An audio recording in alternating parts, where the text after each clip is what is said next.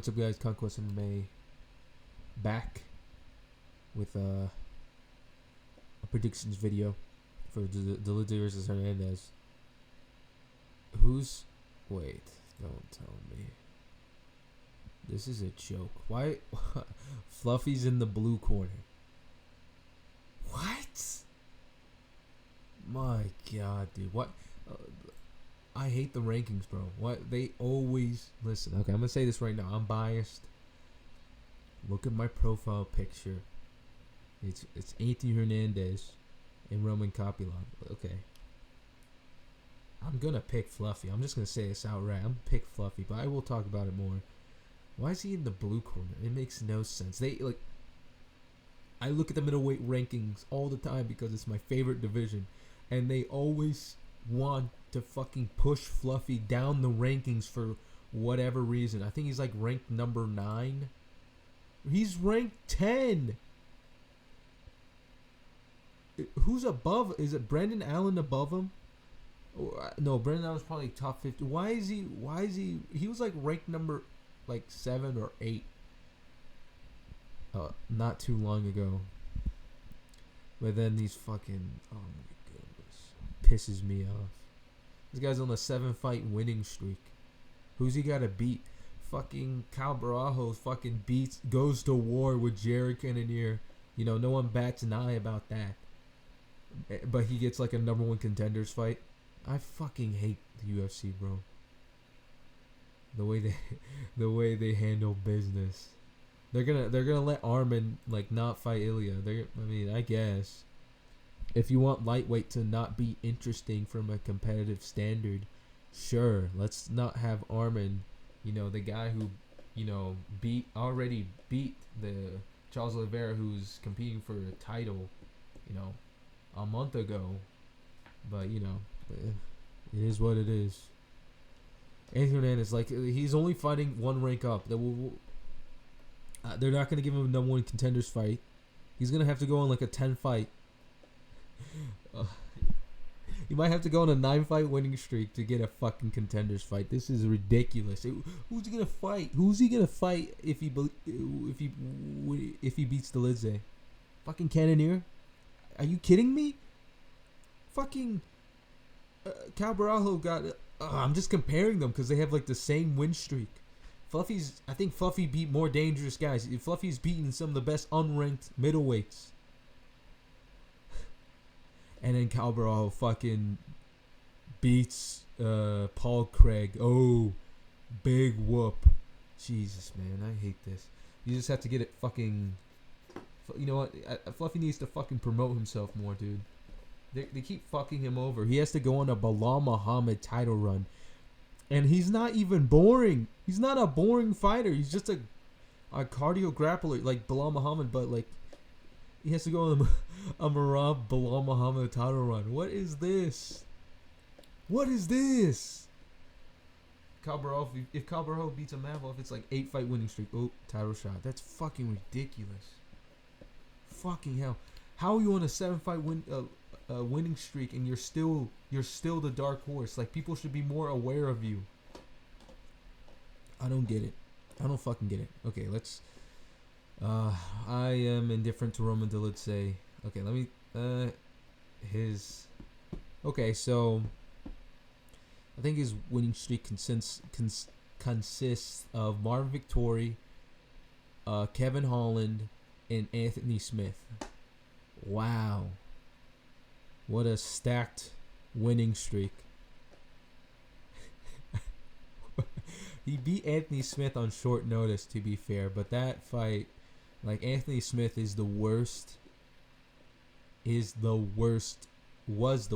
ranked fighter at the time. Genuinely, I'm sure there's worse. I can't even say that with a straight face. I can't even say there's probably worse unranked fighters than him, but Anthony Smith was pretty bad. The only fighter I could say, in his later years quit, turned up for a paycheck and got a retirement video. Kevin Holland should have no business fighting at middleweight. He doesn't bulk to middleweight. He just walks around at 190. and cuts 5 pounds, and he's a boom middleweight. He's don't ever pick someone who doesn't cut weight. For middleweight or whatever. Now I know Fluffy got beat by Kevin Holland, but hey, run that shit back today. It's gonna be a different fight. Fluffy getting that back. But fucking stupid ass website. Dolidze had a war with Vettori, and he got rocked. He got fucking rocked by Vettori. No one likes to talk about that. The guys who picked Dolidze don't like to talk about the fact that this guy went to war with a washed Marvin Vettori. They just brush past that fact. It's ridiculous. Like, what? They just say, "Oh, Fluffy's not as durable. Fluffy's striking's is okay. It's not that great. He's fucking notoriously weak to the body. He's not as physical." All those are true, but Dolidze is a hyped jobber. It baffles me. He's not a jobber. But it baffles me how people talk so highly about Georgia, and Georgia's great in MMA, but like they only have like 2 fighters, and granted, it's Marab, the bantamweight goat, and Ilya, who could be the goat, but other than that, what other Georgian fighters do they have? Dolidze. Dolidze is a fucking oaf. You know what I mean? He's slow. Him and Vettori had the slowest middleweight fight I've ever seen. When I was watching that, I was like, wow, these two probably sent the middleweight division back 5 years, like in the Izzy era. I was like, wow, this is genuinely not good. I wasn't having a good time watching that. But Dolidze is physical. He could reverse Fluffy, hypothetically. His striking is, I don't know. He's a plotty plotster. Fluffy's more slick. Fluffy can string up a boxing combo, right? Maybe like a five punch boxing combo. Wait, I'll say this. In Fluffy's last fight, he had I think he had a pre-existing injury, which is, common when people are going into the fights, granted. But he was also on antibiotics. I remember watching the weigh-ins on, it was the fucking Cejudo versus Yadong card. It wasn't like Seattle or some shit. But yeah, I remember watching the weigh-ins for that. And Fluffy was like the last man to weigh in, and he barely got into before the time limit ran out for the weigh-ins, and he like barely made weight. He was like 186, and for a guy who's like small for a middleweight, that's like I was like, what the fuck? What's up? Is he like injured or some shit? And I listened to an interview. He said he was on antibiotics. I was like, oh, that makes sense. If you're on antibiotics, it's harder to cut weight. And usually Fluffy doesn't struggle to make weight, but that night he struggled. So I do think that was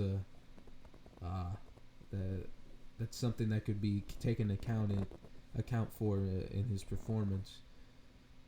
I don't know. I'm just not impressed by Dolidze. Genuinely. I think it's people say like you bet against Fluffy, and then like it's tempting because Dolidze could theoretically, if Fluffy shoots a takedown out in the open, could fucking pull a guillotine or whatever. Oh, those work.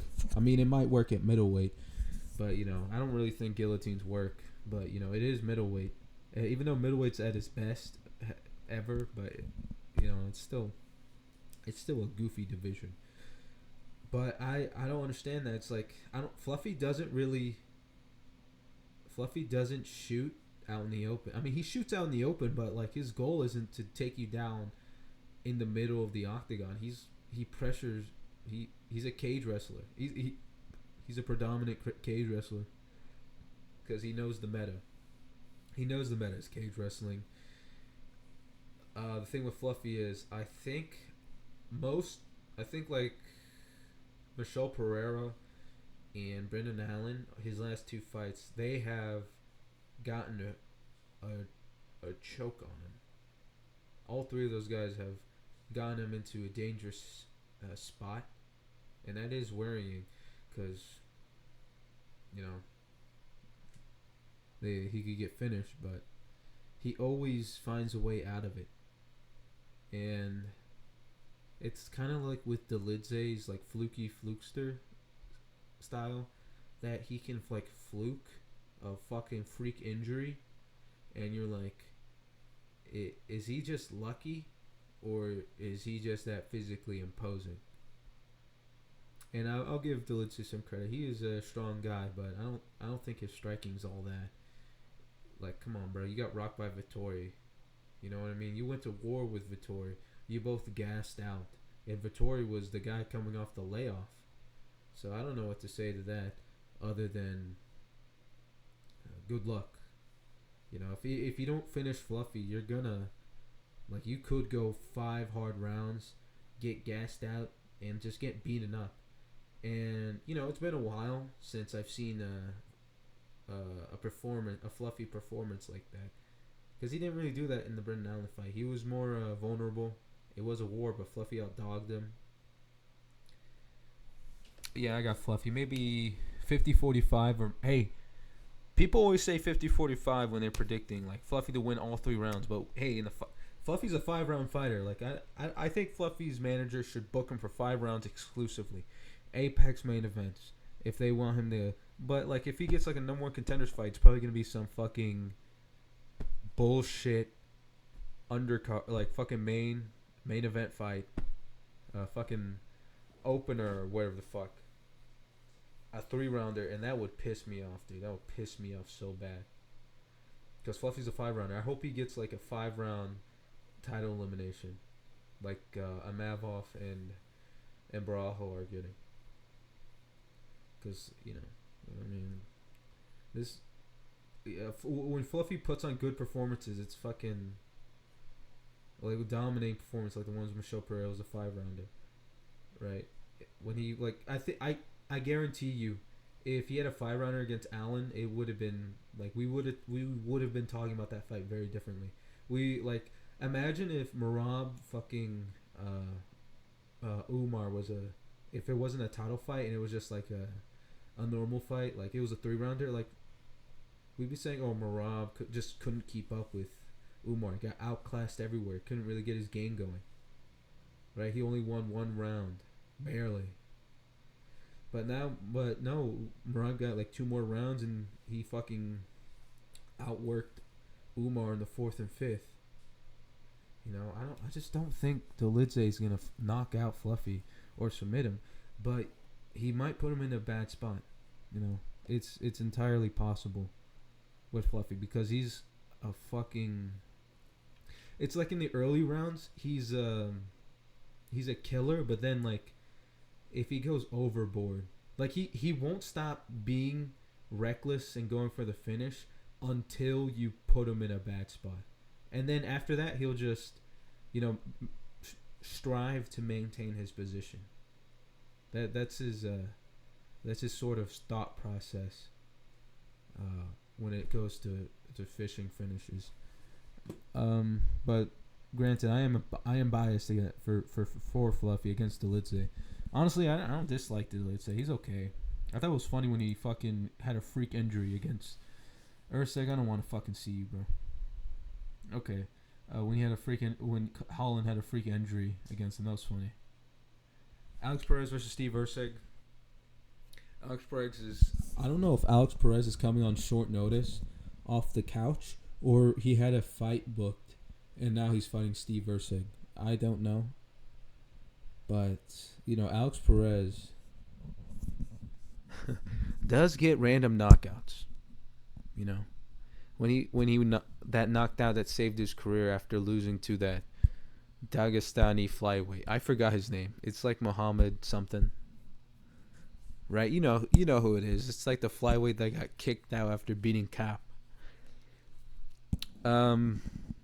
So that his bounce back win was a knockout, and then blah blah blah, whatever. He lost to Tyra via freak knee injury, and now he's fighting Steve Usyk. Steve Usyk Had a very competitive fight, close fight. It was not. I don't think it was a robbery. You can think that, but I think you're. I think you're leaning into the Dominic Reyes. Uh, the Dominic Reyes storyline too much. It would be great. I do like Steve Versick does have an entertaining style. He's a very good boxer. Look honestly. One of my dream fights is Steve Versick versus Joshua Van. To be honest, I just want to see how that fight would go. Like Steve Versick is like Roy Val's frame, but he's like more like he's not built like a string bean.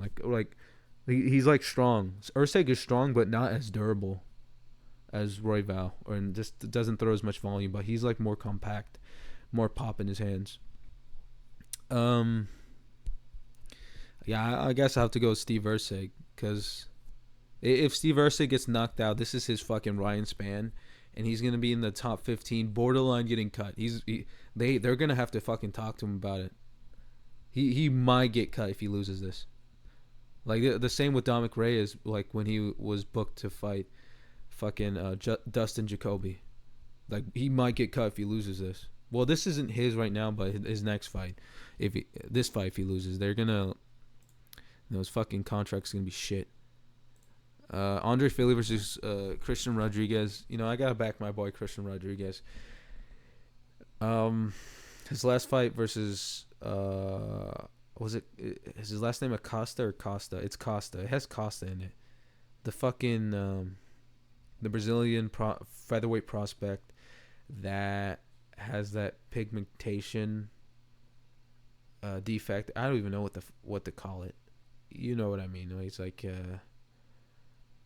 he's like mostly white, but he has like dark spots, or his white spots is taking over his dark skin, something like that. But yeah, I'm back. My boy D-Rod. I think his last loss, or his second to last loss, was like a submission loss against his debut or whatever. Or am I wrong? Or was that his first loss ever? I don't know. D-Rod's like D-Rod fights like a crafty vet, and he's like a prospect in his own right. That's funny. I'm picking T-Rod. I think Philly might be over the hill now. Low-key washed. No, wait, they lost to the same guy. These two have lost to the same guy. I think Philly got hit with a fucking ghillie against Costa. Yeah, I remember now. Yeah, Philly. Like, C-Rod's competitive against any fucking, like, anyone with talent. He's competitive with. I'm going to go with C-Rod. Miles Jones versus Jan Masamoto. Listen, honestly, any fighter that was involved with fucking Tyra Perez, that whole fight card, that was the worst fight card I've ever seen. And any fighter that was involved with that, I honestly root against them. Right? If they were in a boring fight, I just don't like them. So I'm going with Jan Masamoto. Jan Masamoto on short notice went to, arguably beat Rob Font. I don't think he beat him. I'll say that right now, but you could argue he did. Miles Jones is I don't think his game is that varied, to be honest. He's just a wrestler. Like nothing crazy. He's gritty and he's tough, but you'd be hard pressed to find a wrestler who isn't those things. Yamamoto is like varied. Rob Font's one of the best, like a very very good boxer in the bantamweight division, but Yamamoto had a competitive fight with him. Yeah, like Rob Font had to do crafty tactics, underhanded tactics to edge out Yamamoto. Like he faked the glove touch. That's like some fucking UFC 5 shit. Come on now. Eric Anders versus Christian Leroy Duncan. I'm going Christian Leroy Duncan. What the fuck? He got long legs. Christian Leroy Duncan. KO, TKO. Come on. Julius Walker versus Rafael Sequeira. I'm going Julius Walker. Sequeira has only He came in undefeated in the UFC, and he's managed to only be knocked out. And Julius Walker is tough as hell. I've heard people fucking talk about his gas tank and all that, but this guy is short notice. His fucking he was like six fights into his professional career, makes his UFC debut at light heavyweight. It's a shallow division, right? It's like, come on, bro. There's not, like, who else would they have to call? Right? Who else would they have to call in this division for a short notice fight? And he fought like a top 15 in Manyfield, and he had a fucking war with him. He brought the fight to him. Juice Walker's a zombie. You know, I hope he doesn't fall out. I hope he wins this fight. You know, I enjoyed that fight, and I think he has potential in the light heavyweight division. You know, he could be like a dark horse type. Elijah Smith versus Toshiomi Kazama. I'm going with Elijah Smith. I don't like the way this fucking Kazama guy is looking at me right now. And Elijah Smith has a Korean flag tattooed on his left shoulder. Is he like part Korean or some shit? What is up with that? Anyway, Elijah Smith is, you know, he's 22, and he could be a future contender at the bantamweight division or featherweight. You know, he's a big featherweight, 5'9", 71-inch reach. That's crazy. Crazy measurements. And he has long legs, 40-inch leg reach. That's crazy. Rangy striker, but he's a boxer. Yeah, Elijah Smith. I hope he can knock out this Kazama guy, because that'd be good for his highlight reel. Urus Medic versus Gilbert Urbina. I'm going with Urus Medic. Honestly, this is low-key a mid-off, but 5'9" welterweight. Why is he built like he just has long legs, but he's 5'9"? He's built like he's a fucking rangy. He's built like he's 6'3", but he's 5'9". That's insane.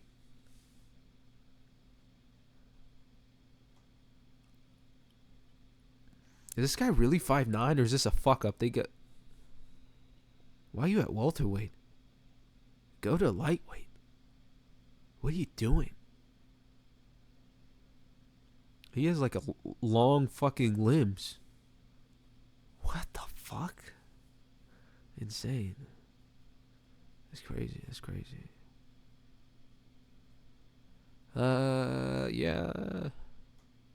Yeah, that's okay. That's it for this card. And next week we got a fucking pay-per-view. Well, not what next week, in 2 weeks. Pay-per-view. Goody. No, it's next week. Next week is pay-per-view fight week. And then we're going DDP versus Hamzat.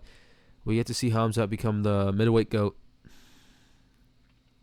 Or he might get the fucking GOAT curse. Who knows? Anyways, I'll see you guys in the recap. Bye.